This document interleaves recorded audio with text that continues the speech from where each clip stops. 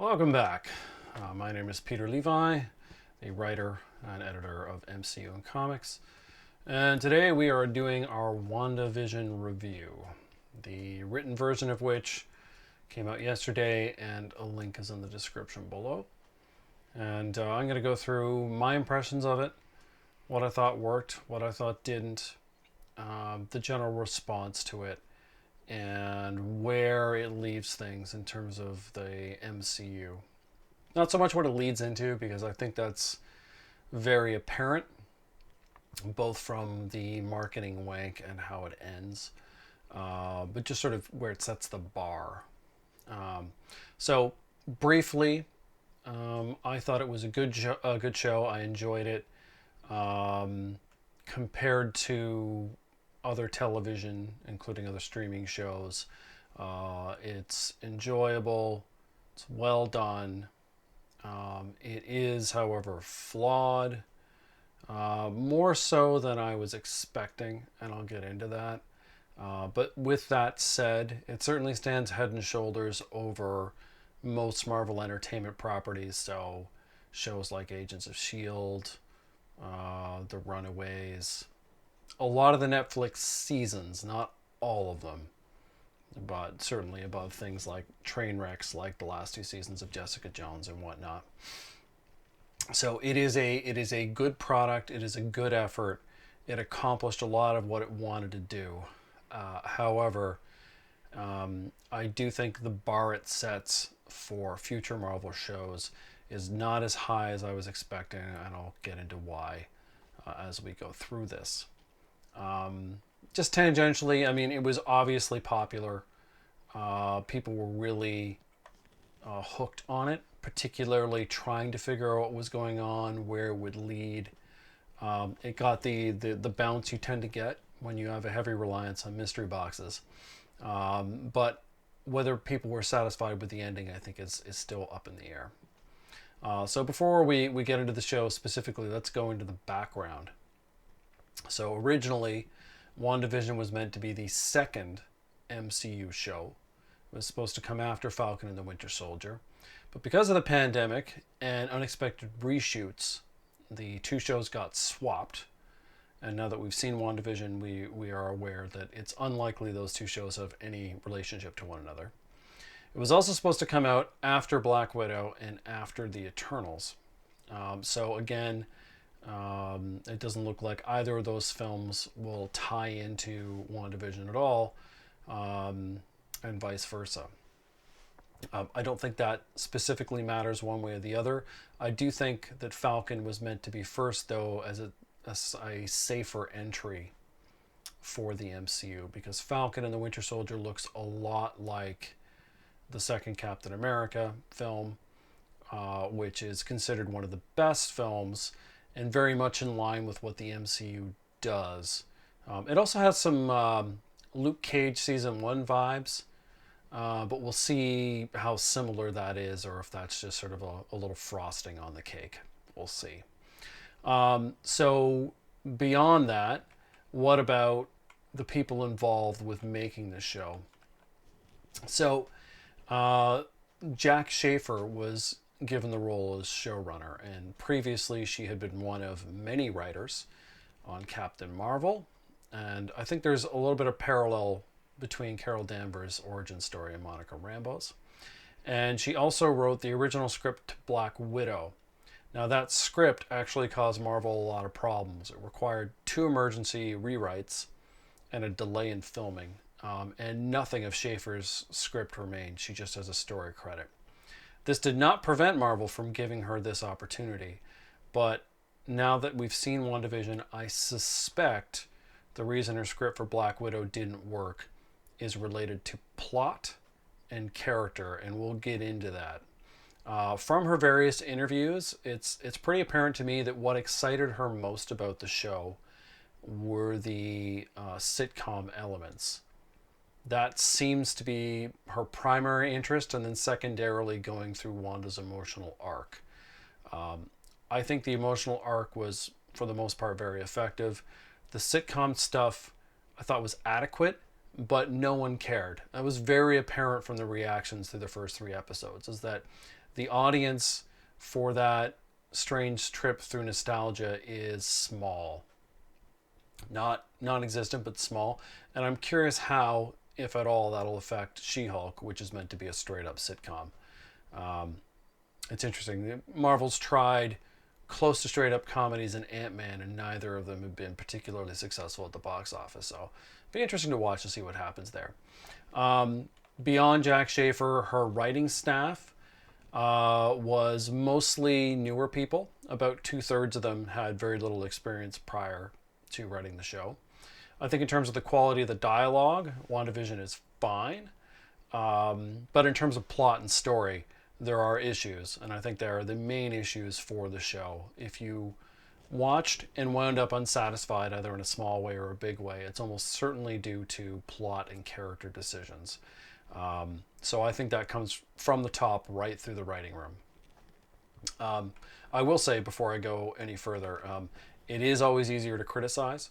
And a lot of this review will involve criticism. And that's simply because praise is a lot harder to dissect and go through. But yeah, keep in mind, I did enjoy the show. I think it's a good show. And I will highlight things that I liked. But we'll probably spend more time on things that didn't work. I think largely because they felt like avoidable flaws and things that were related very much to the showrunner and to some extent Feige himself. And Marvel's pretty attuned to these things, so it'll be interesting to see how they adjust. So what were the goals of the show? Every bit of MCU content has a goal, both just for itself and then for the bigger picture.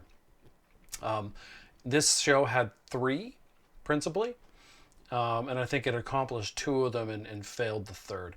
So the first one was transitioning Wanda Maximoff, the MCU character we've seen since Age of Ultron, into the Scarlet Witch, into the kind of wacky, crazy character she is in the comics, where she is absurdly powerful, and that power tends to cause problems. And that's actually what you want with powerful characters. Powerful characters need to have issues to be effective. I guess Superman's an example of a character who internally doesn't have, classical flaws, but his code causes it problems. He is Captain America's code, and that just constantly causes him problems. And that's what you need from characters that are powerful. Either internal issues, whatever they are, maybe they're damaged, or they have attachments or a code that cause them problem. Otherwise, you have essentially a character who's a Mary Sue or a Gary Sue, and no one gravitates to that. Those characters never work. So that aside, so that was objective 1, Wanda into Scarlet Witch, and I think that was effectively done. It's not perfect. I think Agatha Harkness is a weak to bad villain. But the build up to it is effective, and Elizabeth Olsen's performance was excellent, and that helped carry that along. The second objective was to process Wanda's grief. The loss of her parents, the loss of her brother, the loss of Vision. We had seen these things touched on before, but at least with the loss of Vision, not very, hardly at all. And so the show gave a lot of space for her to kind of process that grief. I think in that sense, it was very effective. I personally found the flashback episode weak, but I've heard from enough people that emotionally impacted them. So I think I'm more of an exception there. So I would say that was almost a pure, A+, 100% success. The third goal, and this is the one that I think fails, is Monica Rambeau's origin. Now, it's my belief, and this is just speculation on my part, is that Marvel, Feige, mandated that her origin needed to be in this show. Because if you remove Monica Rambeau from this show, the show carries on just fine without her. Unfortunately, that also applies to Darcy and Jimmy Woo. You need the sword threat, but you don't really need the Scooby Gang, not really, to make the show function. So I think that was an order from on high, and I think they spent almost no time on it at all. It is a shoddily put together origin story, and we'll get into why later on. That's not down to the actress. Um, I think she was fine as Geraldine. I don't think she was given anything to do as Monica. So she's very hard to judge. So I genuinely don't know how good she is as Monica, because Monica just had no range. But yeah, so of the three goals, I would say two successes, one failure.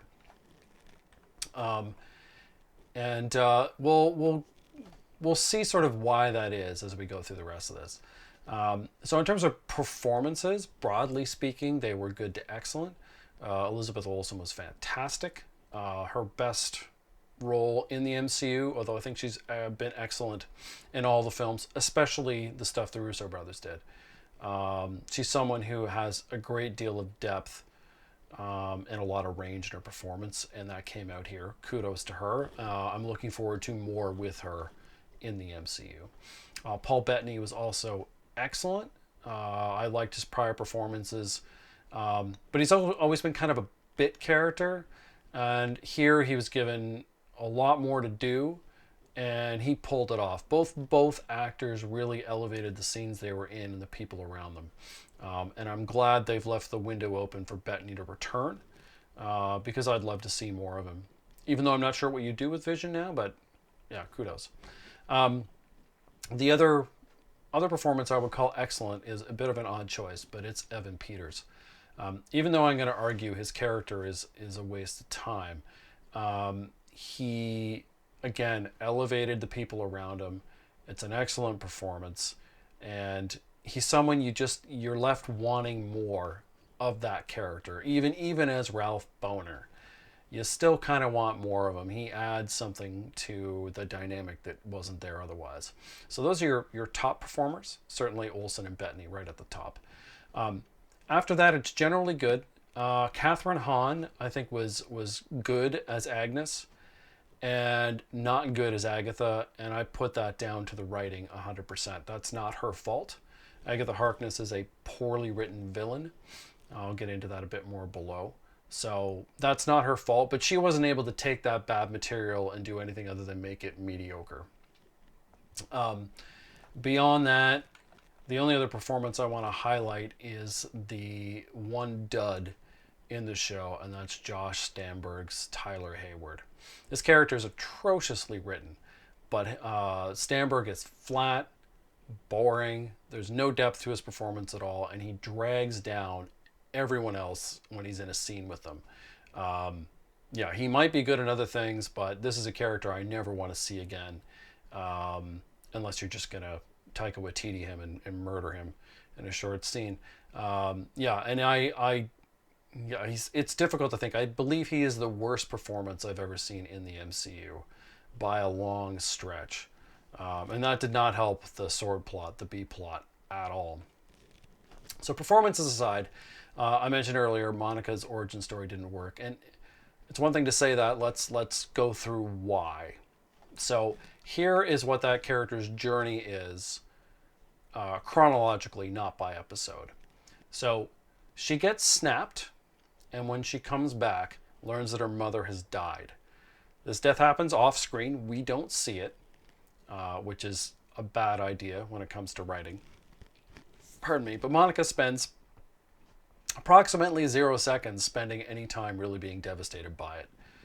She gets back on that horse before anybody else, and there's nothing about her performance or what her character goes through that reflects on that death at all.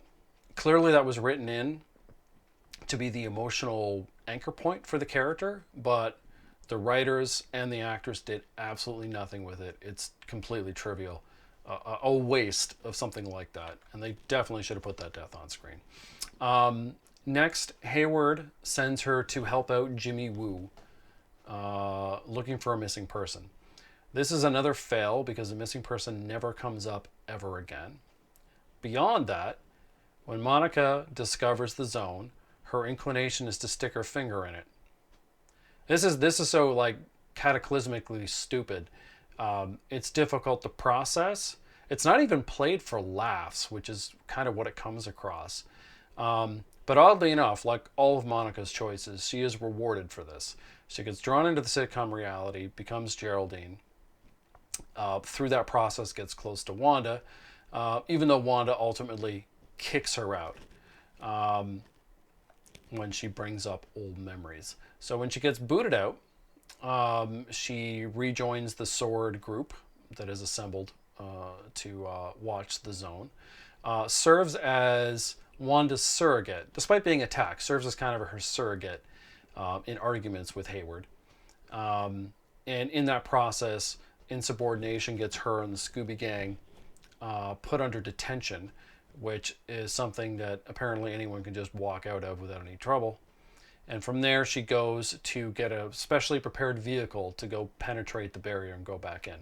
This vehicle fails utterly, but she can just push her way through. And by pushing her way through, she gets powers. So when you're looking at how did Monica Rambeau get powers, she went through the barrier 3 times. Let that sink in. There's no... And what did she lose? What did she sacrifice for doing that? Nothing. Now, maybe they'll do something later on where there's a cost for this, but at least within the context of the show, acquiring great power cost her nothing. And the only choice she made was to go through it the 3rd time. But again, there was no risk to doing so. You know, Darcy warns her, oh, things are changing, but it's all for the better. This is such an unsatisfying way to empower a character. And when she gets back into the Zone, she tries to help Wanda out, fails, gets captured by Evan Peters, who she wrestles to get away from. And then the only thing she does after that is stand in front of Hayward when he tries to murder children in front of a bunch of witnesses. And this action, while it's meant to be heroic, there's no real sense that this needed to be done. Tommy has super speed. He could have just moved the bullets or taken the gun away. Vision could have zapped Hayward. Wanda could have, unfortunately, she's standing in front of people who actually don't need help. And then her story ends off with her being given a little Easter egg so she can go see Nick Fury up on the space station with Sword, which we saw in the post-credit scene for Far From Home. And it just, when you look at this whole broad swath of her story, what is there to grab hold of? Does she have an emotional arc? No. Does she have to... Does she face with any difficult decisions? Well, no. Hayward's a cartoon villain, and Wanda's the hero. So no, her choices are all obvious. And you know, what is her crucial decision? How is she an active participant in the story? And she's not. She doesn't intentionally go into the Hex the first time. When she goes back, there's not a whole lot of choice otherwise, because Hayward is I don't know if he's gone rogue, but Sword is quote unquote the enemy.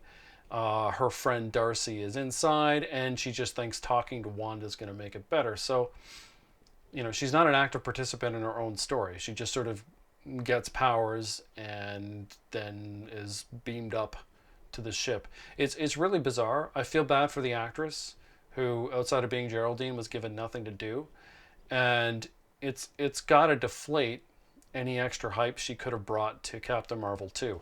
I feel like she requires the same treatment that Carol Danvers does, where someone's going to have to write in something dynamic about the character, because currently she's just super flat.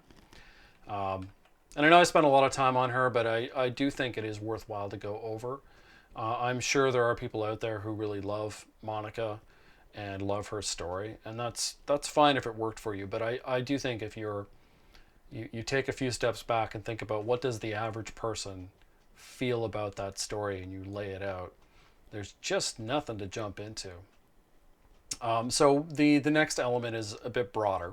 It's about storytelling in general, and that is the mystery box approach, the J.J. Abrams mystery box. So for those who don't know what this is, it is a narrative theory that highlights the possibility of what lies beneath the surface, emphasizing deliberately vague storytelling to keep audiences engaged. In essence, The story introduces mystery after mystery, only answering questions when absolutely necessary. So Abrams does this in all his stuff, and so do his various cronies from Bad Robot, etc. They love mystery boxes.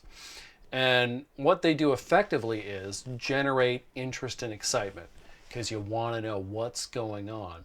The problem tends to be either they don't know what's going on, that certainly was the case in Lost, or whatever they've decided is actually not very interesting, and so it's an unsatisfactory resolution. Because of this, people have a tendency to mock or make fun of mystery boxes. If you're going to give your audience some sort of mystery to figure out, the payoff has to be on the level at which you set the mystery. It has to be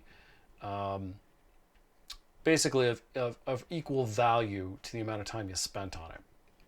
And so, for whatever reason, and I assume this was Schaefer's idea, WandaVision is just chock full of mystery boxes. Some of these are fine, but some don't work, and some of the ones that don't work are just distractingly bad. And I'm going to go through the things that are questionable because I think for those that work, what is the discussion here was fine. None of the ones that worked, by the way, I think were particularly significant. However, they weren't the kind of thing where you're like, oh my God, what an amazing resolution of that. Instead, they were just satisfying. They were fine. So mixed bag. Why does Agnes behave so oddly in the sitcom reality? Well, because she's Agatha Harkness, the witch. She's an evil witch who wants Wanda's powers. And that is it. Why is she an evil witch? We have no idea. Wanting to be powerful as an evil character in and of itself is not particularly interesting. And they really didn't go into any significant reason why she wanted that. They also had her mother die for no real reason. Like there's no, there's no payoff in the show that makes that decision to include her all that interesting. All it does, I guess, is, Agatha bad. But I'm like, I kind of get that. I don't really need to see her mother, who we've never seen before, get drained through evil magic and then be like, oh, I didn't think she was bad before, but now she's bad. Like, that's just lazy writing. So yeah, and the other problem with her is her plot. So in episode 7, she has Wanda and her kids at her mercy and then lets them out. It's just so dumb. It's like, oh, I need to draw your power. You could have done that there with no risk at all. But we have to have a CGI fight in the end, and so that's what happens. I really felt like they took what could have been an interesting performance from Agnes and turned her into a Scooby-Doo villain, and it really fell flat for me. But that's not the most obvious of the mystery boxes. Who is Jimmy Woo's missing person? Who knows? Do the writers know? Maybe, but it's apparently not important because it was never brought up again. So either he was looking for someone irrelevant, or he was looking for someone where that plot was not important enough to remain in the show. Either way, it's the kind of thing that, that is the only reason Jimmy Woo and Monica are there is for that particular plot element, and then it just gets dropped. That's really unsatisfying. What's up with the rabbit? This is funny.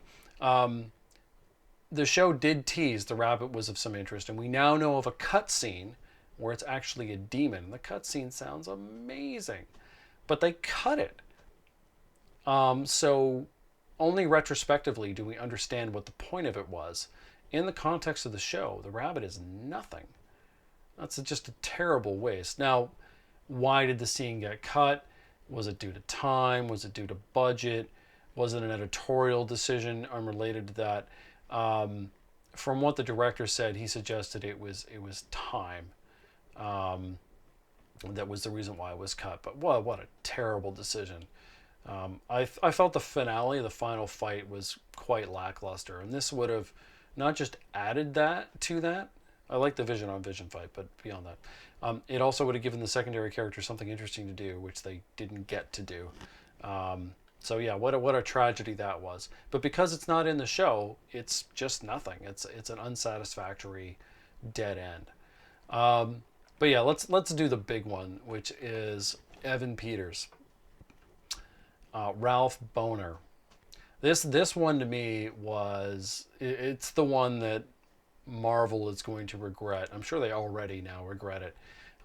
It is worse than the fake Mandarin in Iron Man 3. Kevin Feige apologized for that one. We're going to get a Feige apology for this one in some way, shape, or form eventually. Whether it'll come sooner or later, I don't know.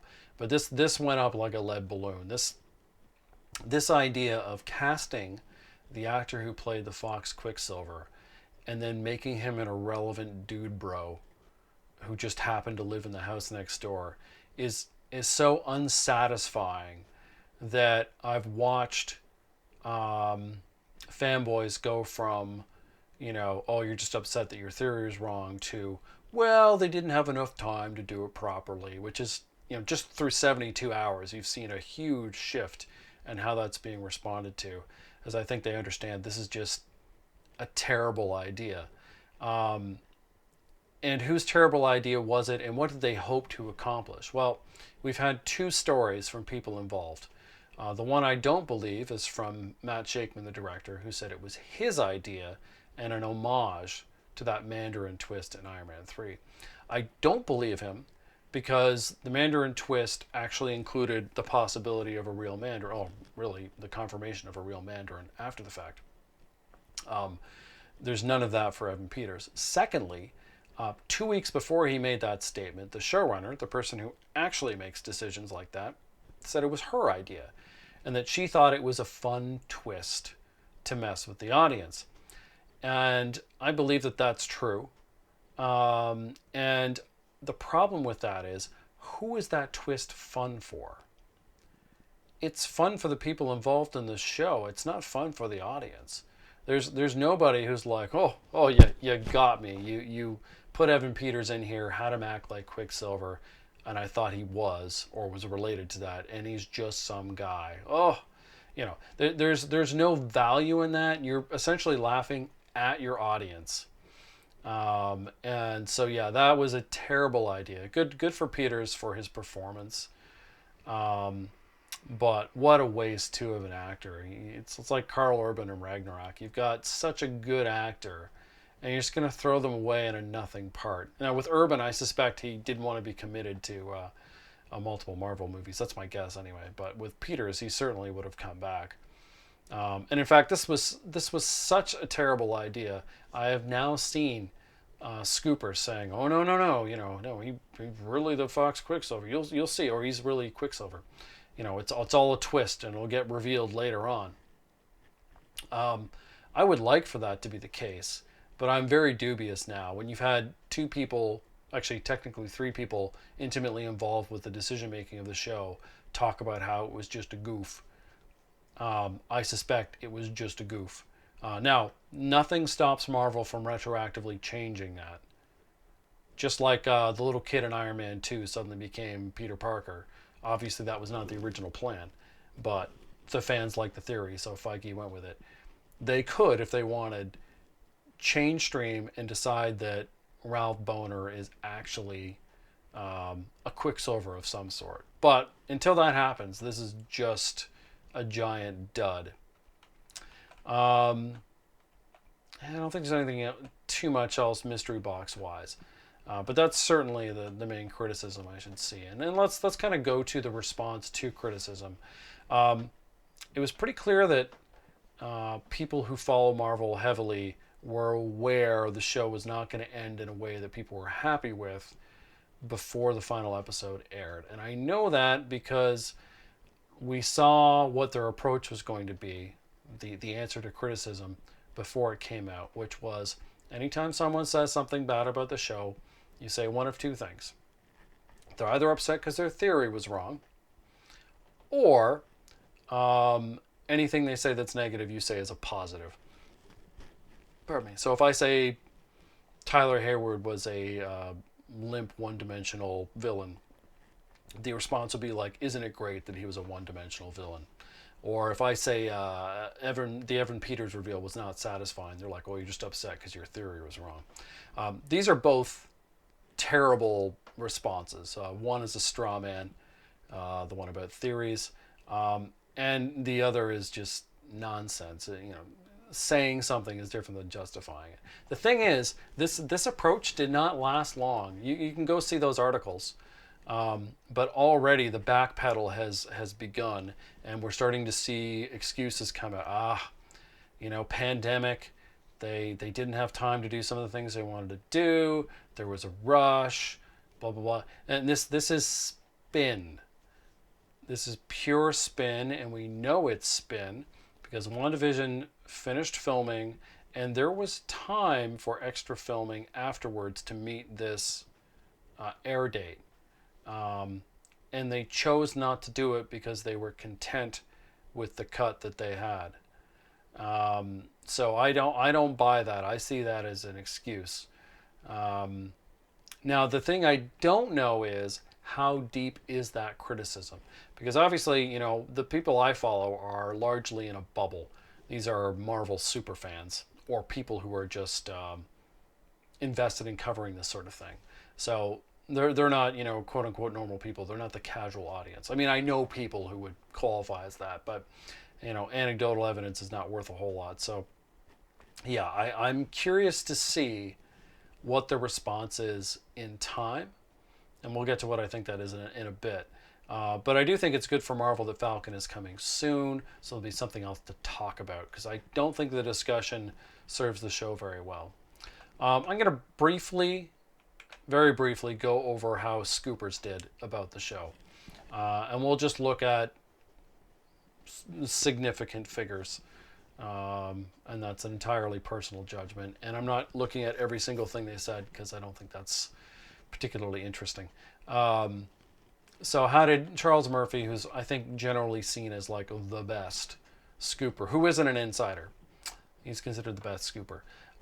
He had a bit of a mixed bag for WandaVision, and that seems down to sources. At least one of his sources was found out to have just made things up. On some level, at least. They were wrong about some things in the show, and he depended on them as a source, so that meant he was wrong about some things in the show. And now he's someone who doesn't make claims of validity without multiple sources, so that means he had multiple people feeding him incorrect information. How he'll adjust from there, I don't know, but he got a lot of negative feedback from this, and so he went, well, which is pretty typical. Murphy's an emotional guy. He went nuclear, blocking people and screaming and whatnot. Personally, to me, this doesn't affect my opinion of him. He is mortal. He got tricked by people. That happens. A lot of what he said was true. So yeah, it doesn't affect my opinion of him as a scooper. It's just interesting to see that some things he was sure about were in fact wrong. So what about Daniel RPK? He actually said very little about the show. I don't think he had much information. We know he's very dependent on Production Weekly, but any sources he had outside of that were apparently not particularly informative. The two things that he said that sort of did not pan out, one was that we would see Aaron Taylor Johnson in the show. Clearly not. The other, he suggested we would see the character Hulkling. But he left it to one of his buddies in the Illuminati, to actually specifically say that. So he's got plausible deniability. He never specifically said that, but I suspect that's his opinion, and neither of those things occurred. Now for good old Mikey Sutton. Also didn't have a whole lot to say about the show. He had some things that blew up in his face. I think a lot of that was him making speculation on little tidbits he'd heard and leaning on that harder than maybe he should have. But yeah, just like with Murphy and also with Daniel, it doesn't really affect my opinion of how valid they are yet. You need a lot more evidence to really start dismissing someone. Less big names. Edward Lauder from Small Screen. He said Ultron would show up. Not so much. He he said there would be a secret 10th episode. That's not true, although we learned there was an original plan for 10 episodes.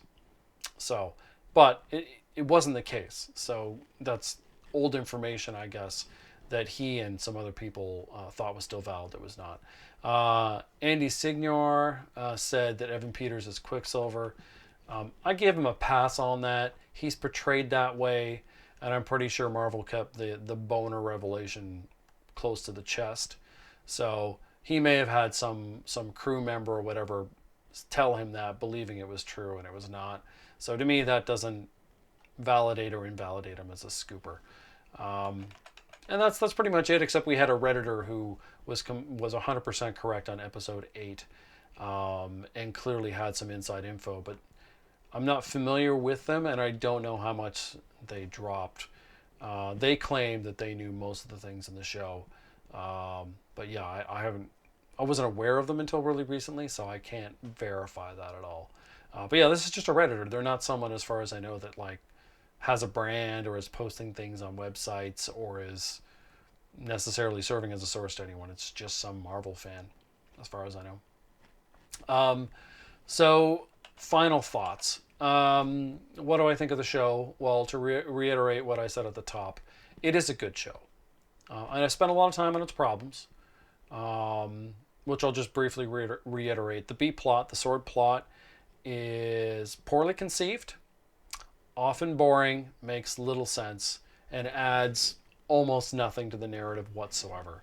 The A plot, the Hex, I thought the sitcom premise was at best adequate, but they spent too much time and effort on it, and the comedy to me is just average.